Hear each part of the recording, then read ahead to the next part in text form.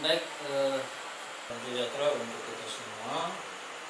Bertemu lagi kita dalam mata kuliah Hukum Tata Negara untuk satuan acara pengajaran yang kedua, yaitu Sumber Hukum Tata Negara. Hal pertama yang kita bahas adalah pengertian dan jenis sumber hukum tata negara. Pertama, pengertian. Apa yang dimaksud dengan sumber hukum itu sendiri?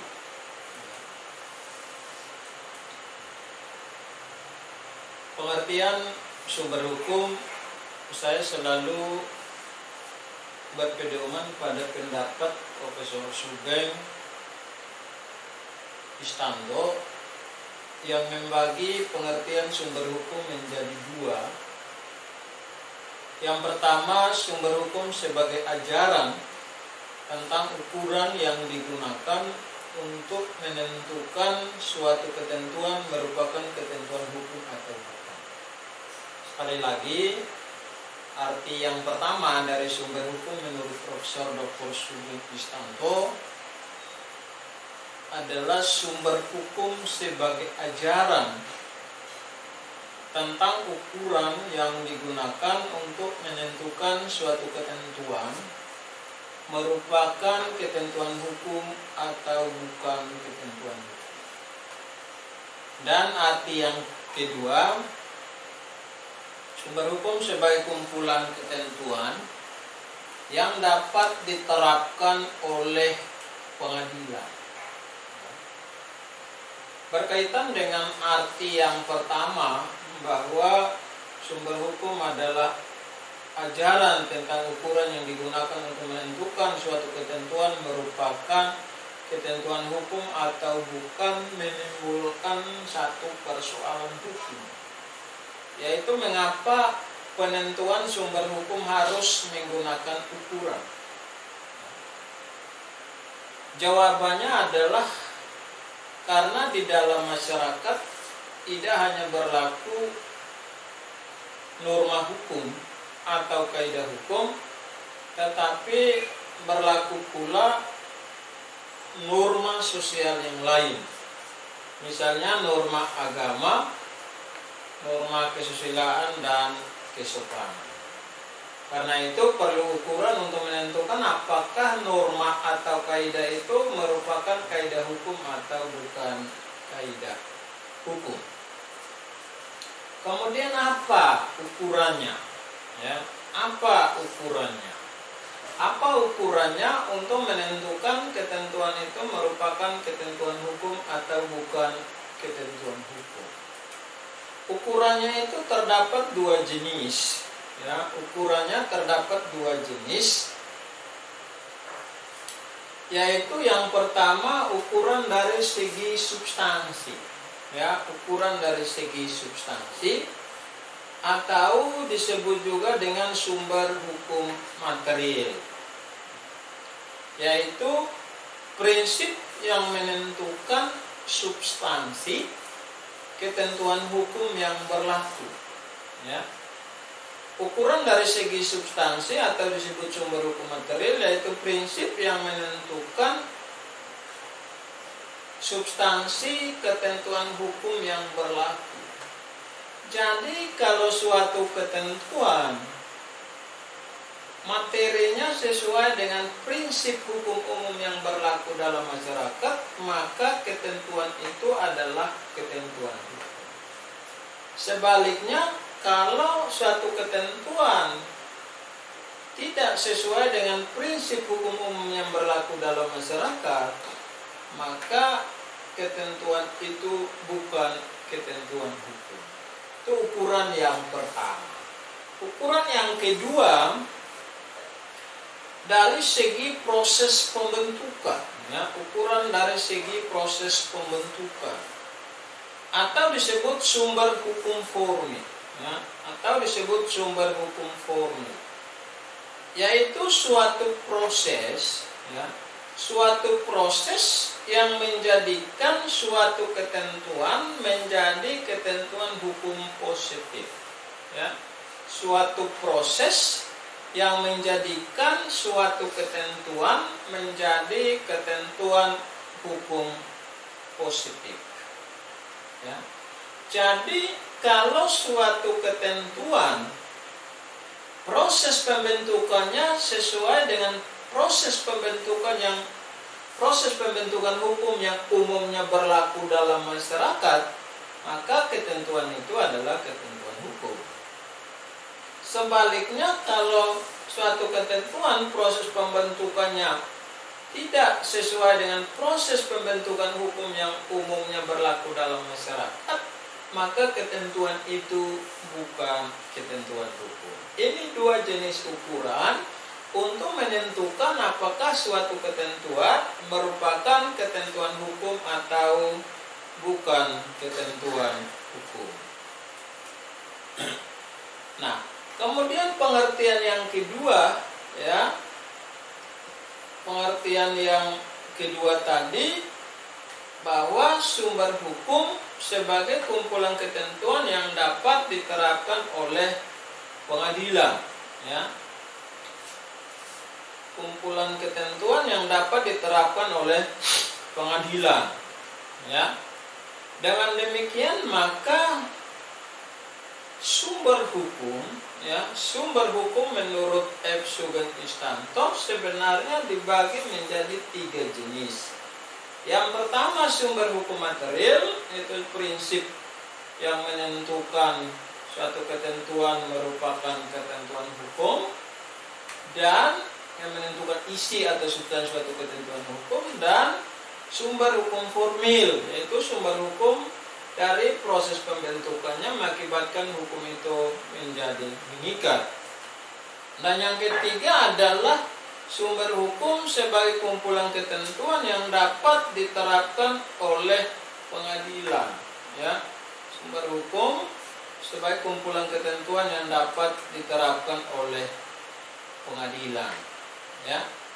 Sumber hukum material, ya, sumber hukum material adalah sumber hukum yang menentukan isi atau substansi ketentuan hukum yang berlaku, ya.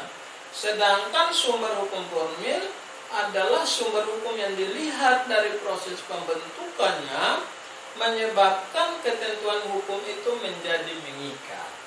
Jadi antara sumber hukum material dengan sumber hukum formil, keduanya memiliki hubungan yang erat dan tidak bisa dipisahkan satu dengan yang lain. Hubungannya adalah sumber hukum material memberikan isi atau substansi kepada sumber hukum formil. Sebaliknya, sumber hukum formil memberikan kekuatan mengikat kepada sumber hukum material. Sumber hukum material tanpa sumber hukum formil, maka sumber hukum material itu tidak akan punya kekuatan mengikat.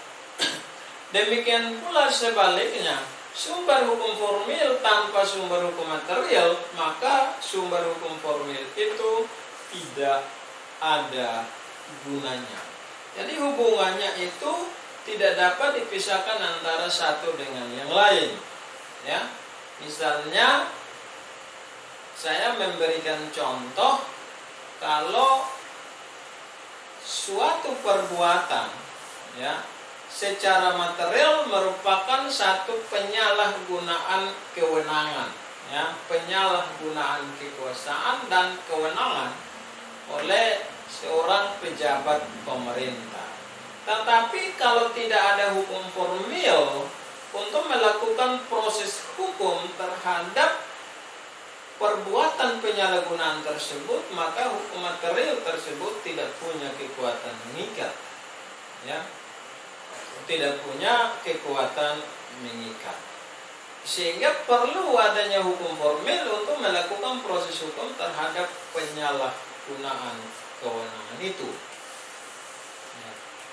Nah, kemudian sumber hukum sebagai kumpulan ketentuan yang dapat diterapkan oleh pengadilan sebenarnya merujuk kepada pasal 38 Statuta Mahkamah Internasional, ya. Pasal 38 Statuta Mahkamah Internasional ini sangat jelas menetapkan kumpulan ketentuan yang dapat diterapkan oleh Mahkamah Internasional untuk menyelesaikan atau memutus sengketa internasional itu mencakup yang pertama, perjanjian internasional umum atau khusus yang secara tegas menyebut ketentuan yang diakui oleh negara-negara yang berselisih, ya. Kemudian yang kedua adalah kebiasaan internasional yang terbukti, ya, kebiasaan internasional yang terbukti sebagai praktek umum yang diterima sebagai hukum. Nah, yang ketiga adalah asas-asas umum yang diakui oleh negara-negara yang berada. Nah, yang keempat adalah jurisprudensi dan doktrin dari berbagai negara sebagai bahan pelengkap untuk penentuan hukum. Itu kalau sumber hukum sebagai kumpulan ketentuan yang dapat diterapkan oleh pengadilan. Jadi pengertian kedua ini mengarah kepada suatu ketentuan hukum yang tinggal diterapkan oleh pengadilan. Sedangkan pengertian yang pertama tadi artinya ketentuan itu, ya, sumber hukum itu memberikan petunjuk dari prosesnya, ya, dari prosesnya sampai dengan hasil, dari hasil berupa peraturan perundang-undangan. Nah, kita lihat jenis sumber hukum tata negara. Kita sudah memahami pengertian dari sumber hukum, ya, pengertian dan jenis sumber hukum pada umumnya. Kemudian kita lihat apa saja jenis dari sumber hukum tata negara itu, ya. Nah, sumber hukum tata negara itu dibedakan menjadi dua jenis, ya. Sumber hukum tata negara itu dibedakan menjadi dua jenis, yaitu sumber hukum material dan sumber hukum formil, ya. Sumber hukum material dari hukum tata negara adalah sumber hukum yang menentukan isi atau materi dari hukum tata negara. Sedangkan sumber hukum formil adalah sumber hukum yang berdasarkan proses pembentukannya mengakibatkan hukum tata negara itu menjadi hukum yang mengikat. Nah, sumber hukum material dari hukum tata negara di Indonesia adalah Pancasila, ya. Artinya Pancasila dengan kelima silanya merupakan prinsip dasar yang menentukan isi atau substansi dari seluruh peraturan perundang-undangan atau ketentuan hukum di bidang ketatanegaraan di Indonesia. Apabila ada ketentuan hukum yang substansi atau materinya tidak sesuai dengan Pancasila, dengan kelima silanya, maka ketentuan hukum itu harus batal demi hukum atau dibatalkan demi hukum. Demikian pula kalau ada lembaga atau organisasi yang tidak sesuai dengan Pancasila, maka lembaga atau organisasi itu tidak layak berada di dalam wilayah negara kesatuan Republik Indonesia. Tetapi lembaga itu harusnya dibubarkan, ya. Karena apa? Tidak sesuai dengan Pancasila sebagai sumber hukum material dari hukum tata negara. Nah, Pancasila sebagai sumber hukum material dari hukum tata negara ini memiliki kedudukan yang pertama, kalau di dalam ketetapan MPRS, ya, ketetapan MPRS nomor 20 MPRS 1966 ini kedudukan Pancasila sebagai sumber hukum material, dikatakan Pancasila sebagai sumber tertib hukum di Indonesia. Ya. Ketetapan MPRS nomor 20 MPRS 1966 ini berlaku dari tahun 1966 sampai dengan tahun 2003. Ya. Artinya pada saat itu Pancasila ya tetap merupakan sumber tertib hukum di Indonesia. Kemudian ketetapan MPRS nomor 20 MPRS 1966 ini dicabut dan diganti dengan TAP MPR nomor 3 MPR tahun 2000 ya, tentang sumber hukum dasar nasional ya. Itu kedudukan Pancasila sebagai sumber hukum material, itu dikatakan Pancasila sebagai sumber hukum dasar nasional atau dasar penyusunan peraturan perundang-undangan di Indonesia. Jadi yang pertama disebut sumber tertib hukum di Indonesia. Dalam TAP MPR nomor 3 MPR 2000 dirubah kalimatnya sumber hukum dasar nasional atau dasar penyusunan peraturan perundangan Indonesia. Sebenarnya kedudukan Pancasila dalam TAP MPR nomor 20 MPR 1966 dan kedudukan Pancasila dalam TAP MPR nomor 3 MPR tahun 2000 tidak memiliki perbedaan. Semua adalah sumber hukum dasar nasional atau sumber hukum tertib di sumber tertib hukum di Indonesia. Artinya apa? Semua peraturan perundangan yang berlaku di Indonesia itu harus mendasarkan pada Pancasila. Kalau bertentangan dengan Pancasila sebagai sumber hukum material, maka peraturan perundangan itu dapat batal demi hukum atau dinyatakan dibatalkan. Kemudian karena ketetapan MPR ini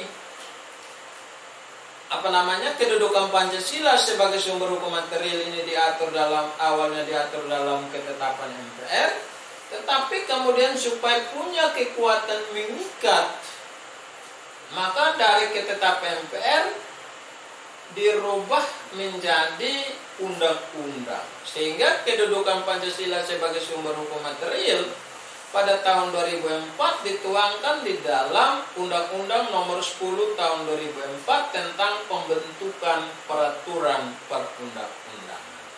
Di dalam Undang-Undang Nomor 10 Tahun 2004 tentang pembentukan peraturan perundangan, kedudukan Pancasila sebagai sumber hukum material adalah sebagai sumber dari segala sumber hukum negara. Ya. Kemudian Undang-Undang Nomor 10 Tahun 2004 tentang pembentukan peraturan perundangan dicabut dan diganti lagi dengan Undang-Undang Nomor 12 Tahun 2011 tentang pembentukan peraturan perundang-undangan. Undang-undang ini pun sekarang telah diganti dengan Undang-Undang tahun 2019 dengan memberlakukan Omnibus Law, ya. Sehingga di dalam undang-undang pembentukan peraturan perundangan ini kedudukan Pancasila sebagai sumber hukum material juga tetap sama sumber dari segala sumber hukum di Indonesia. Jadi istilah yang tepat untuk saat sekarang ini, Pancasila sebagai sumber hukum material memiliki kedudukan sebagai sumber dari segala sumber hukum negara Republik Indonesia. Artinya setiap peraturan perundangan maupun setiap lembaga atau organisasi yang terbentuk di Indonesia semua harus berdasarkan Pancasila. Karena Pancasila ini merupakan sumber hukum material di Indonesia. Nah, yang berikut adalah sumber hukum formil. Ya, sumber hukum formil hukum tata negara tadi dikatakan sumber hukum yang dari proses pembentukannya menyebabkan hukum tata negara itu menjadi mengikat. Ya, Nah, sumber hukum formil hukum tata negara itu terdiri dari yang pertama peraturan perundang-undangan, ya, peraturan perundang-undangan. Yang kedua hukum kebiasaan ketatanegaraan, ya. Kemudian yang ketiga perjanjian internasional, yang keempat jurisprudensi, dan yang kelima adalah doktrin. Jadi sumber hukum formil hukum tata negara itu terdiri dari 5, ya, 5 jenis: peraturan perundangan, hukum kebiasaan internasional, perjanjian internasional, jurisprudensi, dan doktrin. Nah, kita lihat peraturan perundang-undangan. Apa yang dimaksud dengan peraturan perundang-undangan?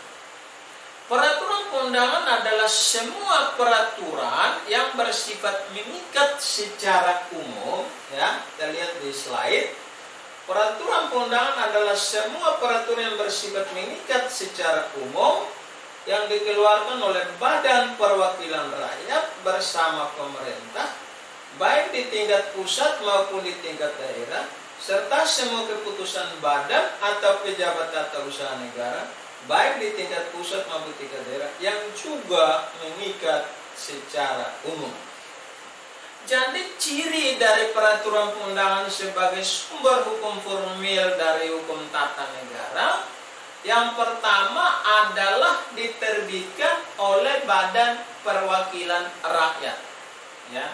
Diterbitkan oleh Badan Perwakilan Rakyat bersama-sama dengan pemerintah, ya, baik di tingkat pusat maupun di daerah.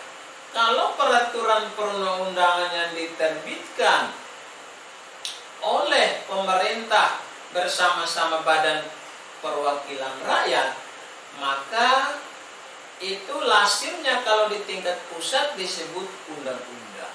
Kalau di tingkat daerah itu disebut dengan peraturan daerah. Kemudian juga yang termasuk peraturan perundangan di situ adalah peraturan perundangan yang diterbitkan oleh pejabat tata usaha negara, ya. Apakah berupa peraturan atau berupa keputusan tata usaha negara, tetapi sifatnya umum, ya, sifatnya umum, ya. Kalau keputusan tata usaha negara yang bersifat individual, konkret dan final, tidak tergolong peraturan perundang-undangan. Sebab peraturan perundangan yang dimaksud di sini, yang pertama dikeluarkan oleh Badan Perwakilan Rakyat bersama pemerintah di tingkat pusat maupun daerah, dan yang kedua dikeluarkan oleh badan atau pejabat tata usaha negara yang sifatnya umum, ya, bersifat umum. Bersifat umum itu disebut dengan peraturan perundang-undangan. Nah, apa saja jenis peraturan perundang-undangan di Indonesia, ya?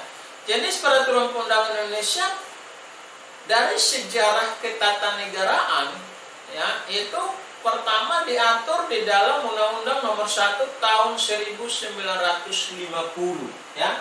Diatur di dalam Undang-Undang Nomor 1 Tahun 1950 tentang peraturan pusat, ya. Menurut Undang-Undang Nomor 1 Tahun 1950, ya, peraturan perundangan di Indonesia itu mencakup undang-undang dan perpu, peraturan pemerintah, peraturan menteri. Nah, peraturan perundangan ini bersifat hierarkis. Artinya undang-undang dan perpu itu ketentuan yang lebih tinggi, di bawahnya peraturan pemerintah, dan kemudian di bawahnya adalah peraturan menteri. Tetapi Undang-Undang Nomor 1 Tahun 1950 ini sekarang sudah dicabut dan tidak berlaku lagi. Kemudian ada surat Presiden nomor 3639/AK/59 tanggal 26 November 1959 itu menentukan peraturan di bawah Undang-Undang Dasar 1945, itu mencakup undang-undang, peraturan pemerintah, peraturan pemerintah pengganti undang-undang, penetapan presiden, peraturan presiden, keputusan presiden, dan peraturan menteri atau keputusan menteri.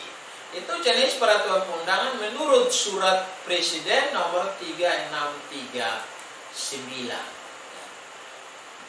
Nah, aturan ini, surat presiden ini pun sekarang tidak berlaku lagi, karena sudah dinyatakan tidak berlaku.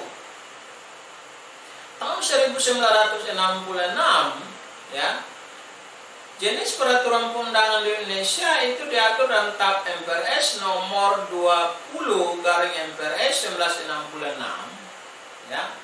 Itu tentang tata urutan peraturan perundangan Indonesia. Yang pertama Undang-Undang Dasar 1945, kemudian ketetapan MPR, undang-undang atau peraturan pemerintah pengganti undang-undang, keputusan presiden, dan peraturan pelaksanaan lain seperti keputusan menteri atau instruksi menteri. Nah, seperti saya jelaskan tadi tentang kedudukan Pancasila, ketetapan MPRS nomor 20 MPRS 1966 ini pun sudah dicabut dengan ketetapan MPR nomor 3 MPR tahun 2000. Artinya ketetapan MPRS 1966 ini hanya berlaku dari tahun 1966 sampai dengan tahun 2000 setelah diterbitkannya ketetapan MPR nomor 3 MPR tahun 2000. Nah, tata urutan peraturan perundangan menurut ketetapan MPR nomor 3 MPR tahun 2000 itu mencakup Undang-Undang Dasar 1945, ya, Undang-Undang Dasar 1945, ketetapan MPR, ya, undang-undang atau Perpu, peraturan presiden, keputusan presiden, dan peraturan daerah, ya, keputusan presiden dan peraturan daerah. Kita lihat ada beda dengan ketetapan MPRS nomor 20 MPRS 1966. Di dalam ketetapan MPRS nomor 20 MPRS 1966 tidak dicantumkan tentang peraturan daerah. Tetapi di dalam ketetapan MPR nomor 3 MPR tahun 2000 ada dicantumkan peraturan daerah. Mengapa demikian? Karena pada tahun 2000 ini sudah memasuki fase reformasi, ya, memasuki orde reformasi, yang mana peraturan daerah ini dimuat karena pemberlakuan otonomi daerah, ya, pemberlakuan otonomi daerah. Karena itu maka Perda sebagai salah satu sumber hukum formil di Indonesia yang ditetapkan TAP MPR nomor 3 MPR 2000. Tetapi ketetapan MPR nomor 3 MPR 2000 ini pun sekarang dinyatakan tidak berlaku lagi, ya, sehingga jenis peraturan perundangan di Indonesia ini kemudian diatur dalam bentuk undang-undang. Ini dimaksudkan supaya lebih memiliki kekuatan yang mengikat. Yaitu ditetapkan Undang-Undang Nomor 10 Tahun 2004 tentang pembentukan peraturan perundangan. Namun jenis peraturan perundangan yang ditetapkan Undang-Undang Nomor 10 Tahun 2004 sama dengan di dalam ketetapan MPR Nomor 3 MPR Tahun 2000, yaitu Undang-Undang Dasar 1045, ketetapan MPR, undang-undang atau peraturan pemerintah pengganti undang-undang, peraturan pemerintah, keputusan presiden, dan peraturan daerah, ya, keputusan presiden dan peraturan daerah. Nah, Undang-Undang Nomor 10 Tahun 2004 ini juga tidak bertahan lama dan dicabut dengan Undang-Undang Nomor 12 Tahun 2011 tentang peraturan perundangan. Undang-Undang Nomor 12 Tahun 2011 ini juga sekarang sudah ada perubahannya, undang-undang di tahun 2019. Jenis peraturan perundangan di Indonesia itu mencakup Undang-Undang Dasar 1045 sebagai sumber hukum formil tertinggi, ya. Kemudian di bawahnya adalah ketetapan MPR, kemudian di bawahnya undang-undang atau peraturan pemerintah pengganti undang-undang, kemudian peraturan pemerintah, keputusan presiden atau peraturan presiden, dan peraturan daerah, baik di tingkat provinsi maupun di tingkat kabupaten kota. Ini jenis peraturan perundangan yang ada di Indonesia. Tetapi selain jenis peraturan perundangan yang diatur dalam Undang-Undang Nomor 12 Tahun 2011 tentang pembentukan peraturan perundangan, juga menurut pasal 7 ya Undang-Undang Nomor 12 Tahun 2011 terdapat peraturan perundangan lain ya, seperti peraturan ditetapkan oleh MPR, DPR, DPD, Mahkamah Agung, Mahkamah Konstitusi, Badan Pemeriksa Keuangan, Komisi Yudisial, Bank Indonesia, Menteri, badan, lembaga atau komisi setingkat yang dibentuk oleh undang-undang, atau pemerintah atas perintah undang-undang ya, itu semua termasuk sumber hukum formil ya, peraturan perundang-undangan di Indonesia. Nah, kemudian yang berikut adalah sumber hukum yang berikut adalah hukum kebiasaan ketatanegaraan.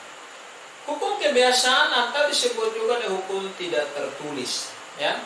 Artinya suatu perbuatan yang sama yang dilakukan secara berulang-ulang dan kemudian diterima sebagai hukum yang mengikat. Jadi hukum tidak tertulis atau hukum kebiasaan itu merupakan hukum yang tumbuh dan berkembang di dalam kehidupan ketatanegaraan ya. Dan kemudian diakui berlakunya oleh pemerintah ya, baik yang berasal dari zaman dahulu maupun timbul dan berkembang di zaman sekarang.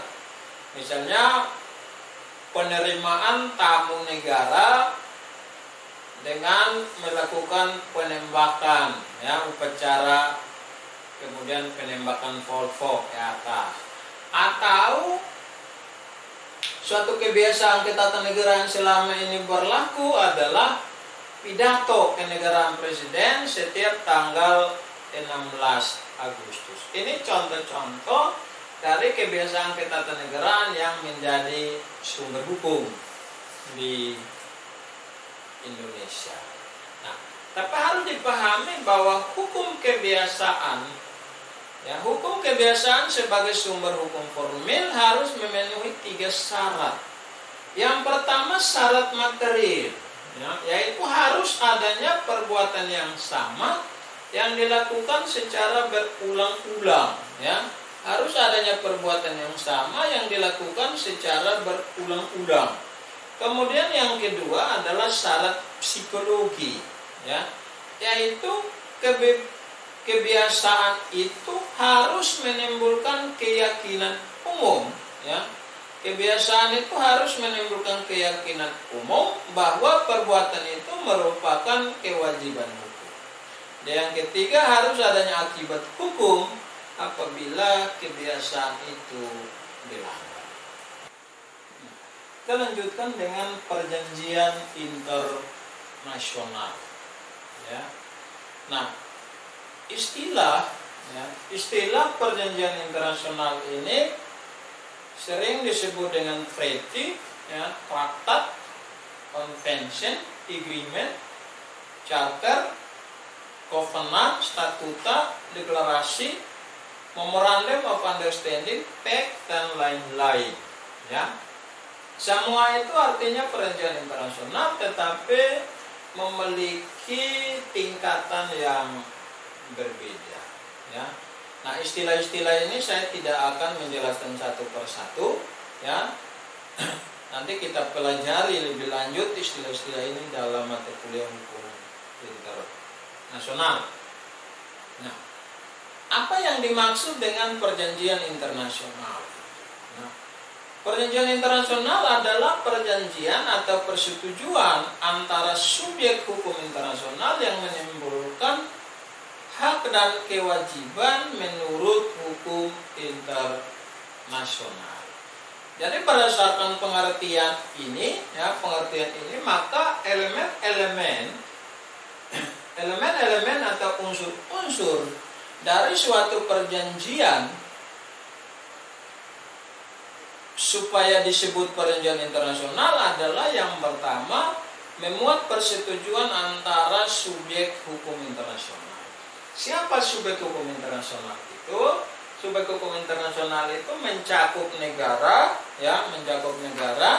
organisasi internasional, Vatikan, beligerensi, organisasi pembebasan, individu, dan perusahaan transnasional. Kemudian elemen yang kedua adalah menimbulkan akibat hukum menurut hukum internasional. Akibat hukum itu dapat berupa hak dan kewajiban. Hak itu adalah segala sesuatu yang dapat dituntut oleh subjek hukum internasional menurut hukum internasional. Dan kewajiban adalah suatu tanggung jawab yang harus dilaksanakan oleh subjek hukum internasional menurut hukum internasional. Dan elemen yang ketiga umumnya berbentuk tertulis yang disusun dalam satu atau lebih instrumen. Nah, perjanjian internasional antar negara itu saat ini diatur dalam Konvensi Wina 1969 tentang hukum perjanjian. Sedangkan perjanjian antara negara dengan organisasi internasional atau antar organisasi internasional diatur dalam Konvensi Wina 1986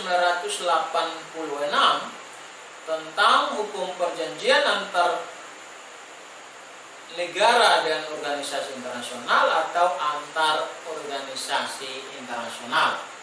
Sebaliknya, perjanjian internasional antara negara atau organisasi internasional dengan subjek hukum internasional lainnya seperti beligerensi, organisasi pembebasan, perusahaan transnasional, atau bahkan individu, ini belum ada ketentuan hukum internasionalnya.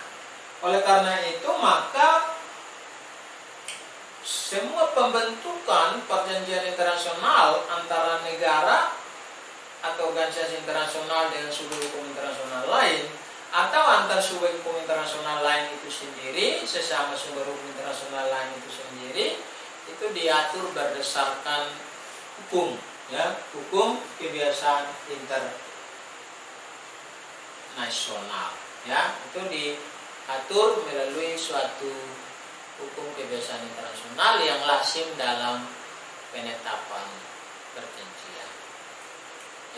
Nah, perjanjian internasional itu terdiri dari dua, perjanjian internasional bilateral dan perjanjian internasional multilateral. Kalau perjanjian internasional bilateral itu terdiri dari dua pihak saja, tidak mengenal reservasi, dan kaidah hukum yang dilahirkan itu hanya mengikat dua pihak yang mengadakan perjanjian serta tidak langsung menjadi sumber hukum internasional, tetapi menjadi sumber hukum internasional kalau melalui proses hukum kebiasaan. Sedangkan perjanjian multilateral terdiri dari banyak pihak, mengenal reservasi jika dimungkinkan oleh perjanjian. Reservasi itu adalah pernyataan sepihak dari suatu negara ketika menandatangani, meratifikasi atau mengaksesi suatu perjanjian dengan maksud mengesampingkan atau mengubah ketentuan-ketentuan tertentu dari perjanjian dan penerapannya di negara tersebut. Jadi ketentuannya tetap ada, tetapi suatu negara bisa menyatakan menolak beberapa pasal atau ketentuan dalam perjanjian itu, atau ingin memberikan penafsiran lain dari maksud perjanjian. Tapi syarat reservasi itu harus dimungkinkan oleh perjanjian. Kalau tidak dimungkinkan oleh perjanjian, maka perjanjian itu mutlak. Ya. Perjanjian internasional multilateral juga kaidah hukum yang dilahirkan itu disebut law making treaty, ya, dan treaty contract. Treaty contract artinya ada perjanjian internasional multilateral yang hanya mengikat para pihak yang membuat perjanjian, sedangkan law making treaty itu kaidah hukum yang dilahirkan perjanjian itu bisa mengikat pihak lain, tidak terbatas pada pihak peserta perjanjian. Kaidah hukum yang bersifat law making treaty itu dapat secara langsung menjadi sumber. Itu bedanya antara perjanjian bilateral, ya, dan perjanjian multilateral. Nah, kita sudah pahami istilah, pengertian, dan jenis perjanjian. Nah, saatnya kita lihat bila mana suatu perjanjian internasional menjadi sumber hukum tata negara. Mengapa persoalan ini dipertanyakan? Sebab perjanjian internasional sebenarnya bukan merupakan sumber hukum nasional. Tetapi perjanjian internasional ini merupakan sumber hukum internasional. Sehingga bila mana perjanjian internasional itu menjadi sumber hukum tata negara di Indonesia. Ada dua, ya.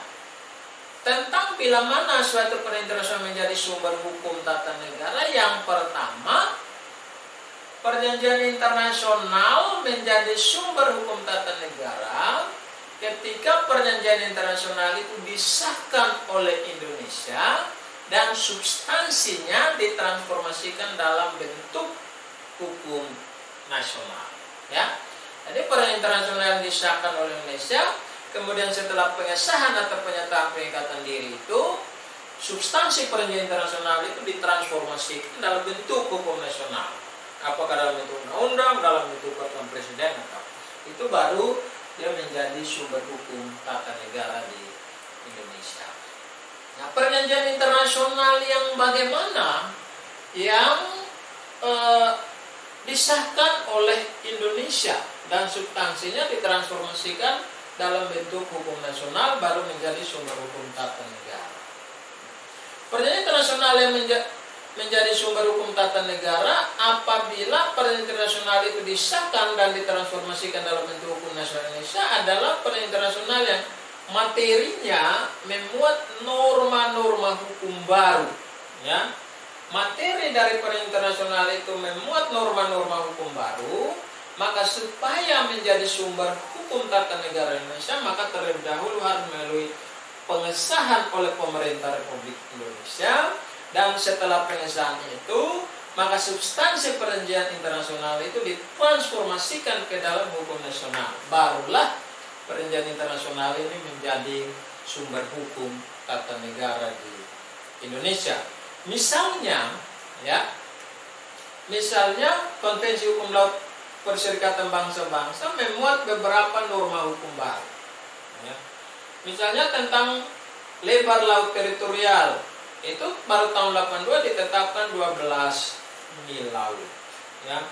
Kemudian baru ditetapkan negara kepulauan. Ini peraturan perundang. Maka supaya hukum laut internasional, Konvensi Hukum Laut PBB 1982 menjadi sumber hukum tata negara Indonesia, maka Indonesia harus mengesahkan. Setelah Indonesia mengesahkan, maka substansi dari perjanjian internasional atau Konvensi Hukum Laut PBB 1982 harus ditransformasikan, ditransfer ke dalam hukum nasional Indonesia dalam bentuk undang-undang, sehingga kemudian lahir Undang-Undang Perairan Indonesia menjadi salah satu sumber hukum tata negara di Indonesia.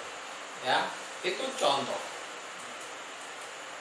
Nah, Pasal 1 butir 2 Undang-Undang Nomor 24 Tahun 2000 tentang Perjanjian Internasional menyatakan, ya, pengesahan adalah perbuatan hukum, ya, untuk mengikatkan diri pada suatu perjanjian internasional dalam bentuk ratifikasi, aksesi, penerimaan, dan persetujuan.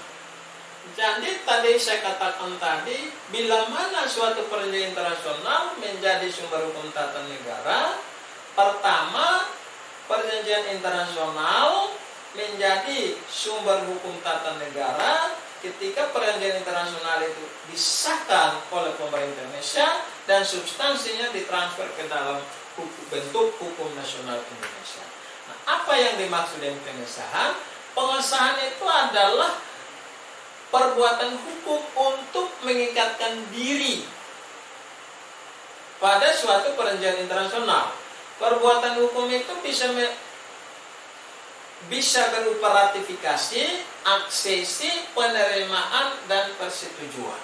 Ya. Nah, aksesi, penerimaan, dan persetujuan ini memiliki arti yang sama. Ya. Jadi istilah penerimaan, istilah persetujuan, istilah ratifikasi ini punya arti yang sama. Artinya, tindakan suatu negara untuk menyatakan mengikatkan diri pada suatu perjanjian internasional, di mana sebelumnya negara itu ikut serta dalam pembuatan perjanjian. Nah, berbeda dengan istilah aksesi. Kalau aksesi digunakan sebagai cara negara bisa menyatakan mengikatkan diri pada suatu perjanjian internasional, maka aksesnya artinya suatu tindakan dari negara untuk menyatakan kesepakatannya mengikatkan diri pada suatu perjanjian internasional, di mana sebelumnya negara itu bukan peserta dalam pembentukan perjanjian, ya, atau bukan penandatanganan perjanjian tersebut. Contoh misalnya begini. Satu konvensi internasional sudah dibuat oleh negara-negara yang mana pada saat proses pembentukannya Indonesia tidak turut dalam perundingan, Indonesia tidak turut dalam penandatanganan. Tetapi kemudian Indonesia ingin menyatakan pengikatan diri pada perjanjian internasional itu. Maka bentuk atau cara pengikatan diri atau pengesahan terhadap perjanjian internasional itu tidak bisa dalam bentuk ratifikasi, penerimaan atau persetujuan, tetapi harus dalam bentuk aksesi. Ini yang disebut dengan aksesi. Nah, bagaimana cara pengikatan diri atau pengesahan perjanjian internasional oleh Indonesia, ya, supaya perjanjian ini menjadi sumber hukum tata negara? Caranya bagaimana Indonesia menyatakan pengikatan diri atau Indonesia melakukan pengesahan terhadap perjanjian internasional? Ada dua cara. Cara yang pertama adalah pengesahan perjanjian internasional oleh pemerintah atas persetujuan DPR dalam bentuk undang-undang. Jelas bahwa kalau pengesahan perjanjian internasional itu dilakukan oleh pemerintah atas persetujuan DPR, maka pengesahan itu harus dibuat dalam bentuk undang-undang. Undang-undang tentang pengesahan Konvensi Hukum Laut PBB 1982. Undang-undang tentang pengesahan perjanjian tentang anti diskriminasi. Itu contoh, ya, undang-undang. Artinya karena itu harus melalui persetujuan dari DPR, dilakukan oleh pemerintah atas persetujuan DPR. Nah, materi perjanjian internasional, ya, yang memuat materi perjanjian internasional yang pengikatan diri atau pengesahannya itu dilakukan oleh pemerintah atas persetujuan DPR, itu adalah materi perjanjian internasional yang memuat dua hal. Pertama, dari materinya, materi perjanjian internasional itu menimbulkan akibat luas dan mendasar bagi kehidupan rakyat yang terkait dengan beban keuangan negara. Jadi, perjanjian internasional yang menimbulkan akibat yang luas dan mendasar bagi kehidupan rakyat, terutama terkait dengan beban keuangan negara, itu tidak bisa dilakukan oleh pemerintah secara sendiri-sendiri, tetapi pengesahannya harus oleh pemerintah atas persetujuan dari DPR. Kemudian yang kedua, materi perjanjian internasional yang mengharuskan perubahan atau pembentukan undang-undang. Nah, jadi kalau perjanjian internasional itu disahkan, maka mengakibatkan perubahan atau pembentukan undang-undang, maka proses pengikatan diri atau pengesahannya harus melalui persetujuan DPR. segi proses pembentukannya, perjanjian internasional yang pengesahan atau pengikatan dirinya dilakukan oleh pemerintah Republik Indonesia atas persetujuan DPR adalah perjanjian internasional yang pembentukannya melalui 3 tahap, yaitu tahap negosiasi, tahap penandatanganan, dan tahap pengesahan. Jadi ada dari materinya, perjanjian internasional itu membutuhkan persetujuan, pengesahannya membutuhkan persetujuan DPR, materinya membuat 2 hal, ya, yaitu perjanjian internasional akibat luas dan mendasar bagi kehidupan rakyat yang berkaitan pembebanan keuangan negara, dan materi perjanjian internasional yang berakibat pada perubahan undang-undang atau pembentukan undang-undang. Kemudian dari sisi prosesnya, yang perjanjian internasional membutuhkan pengesahannya, membutuhkan persetujuan dari DPR, itu perjanjian internasional yang pembentukannya melalui 3 tahap, yaitu tahap negosiasi, penandatanganan, dan pengesahan. Kemudian cara pengikatan diri yang kedua adalah pengikatan diri perjanjian internasional oleh pemerintah, ya, oleh pemerintah tanpa persetujuan DPR dalam bentuk peraturan presiden. Nah, perjanjian internasional mana saja yang pengesahan atau pengikatan diri oleh pemerintah tanpa persetujuan DPR, yaitu materi perjanjian internasional yang bersifat teknis operasional dan proses pembentukannya hanya melalui 2 tahapan, yaitu negosiasi dan penandatanganan. Jadi kalau hanya teknis operasional, tidak menimbulkan akibat luas dan mendasar bagi kehidupan rakyat terkait beban keuangan negara, atau tidak mengakibatkan perubahan atau pembentukan undang-undang, maka itu cukup dilakukan oleh pemerintah, ya, tanpa persetujuan DPR. Dan dari tahapannya itu hanya melalui 2 tahap pembentukan, yaitu cukup dinegosiasi dan setelah itu penandatanganan tanpa melalui pengesahan, ratifikasi, atau aksesi. Ini perjanjian internasional yang menjadi sumber hukum tata negara, ya, harus melalui pengesahan dan pengalihan atau transfer ke dalam bentuk hukum nasional. Perjanjian internasional yang substansinya itu memuat hal-hal baru. Ya. Yang kedua, ada juga perjanjian internasional yang langsung diterapkan oleh Indonesia dalam bentuk undang-undang atau putusan pengadilan. Jadi ada perjanjian internasional yang langsung diterapkan oleh Indonesia tanpa Indonesia terlebih dahulu melakukan pengesahan, ya, atau pernyataan pengikatan diri pada perjanjian internasional. Perjanjian internasional seperti ini, ya, langsung menjadi sumber hukum tata negara. Nah, tapi perjanjian internasional yang materinya merupakan hasil kodifikasi dan hukum kebiasaan internasional. Misalnya hukum hubungan diplomatik, hukum perjanjian internasional, dan hak asasi manusia. Nah, ini tidak perlu ratifikasi pun Indonesia bisa langsung terapkan sebagai sumber hukum tata negara di Indonesia. Ya, contoh konkret putusan Mahkamah Konstitusi nomor 13 garing pengujian undang-undang garing 16 garing 2018 tanggal 22 November 2019, ya, tentang pengujian Undang-Undang Nomor 24 Tahun 2000 tentang perjanjian internasional. Mahkamah Konstitusi langsung merujuk ke Konvensi Wina 1969 tentang hukum perjanjian. Padahal sampai saat ini Indonesia belum meratifikasi Konvensi Wina 1969. Ya. Demikian pula dalam beberapa keputusan Mahkamah Konstitusi, ya, beberapa keputusan Mahkamah Konstitusi, misalnya keputusan Mahkamah Konstitusi tentang pengujian Undang-Undang Nomor 26 Tahun 2000 tentang pengadilan hak asasi manusia. Mahkamah Konstitusi merujuk kepada Statuta Roma tahun 1998 tentang Mahkamah Pidana Internasional, International Criminal Court. Tapi justru Statuta Roma itu sampai sekarang belum diratifikasi atau belum disahkan oleh Indonesia, tapi langsung diterapkan. Jadi Selain perintah internasional yang menjadi sumber hukum tata negara, yaitu perintah internasional yang disahkan dan materinya ditransfer ke dalam hukum nasional Indonesia, ada juga perintah internasional yang tidak perlu melalui pengesahan atau penyertaan pengikatan diri, tapi langsung diterapkan sebagai sumber hukum tata negara di Indonesia. Nah, yang berikut, sumber hukum yang berikut adalah jurisprudensi. Apa itu jurisprudensi?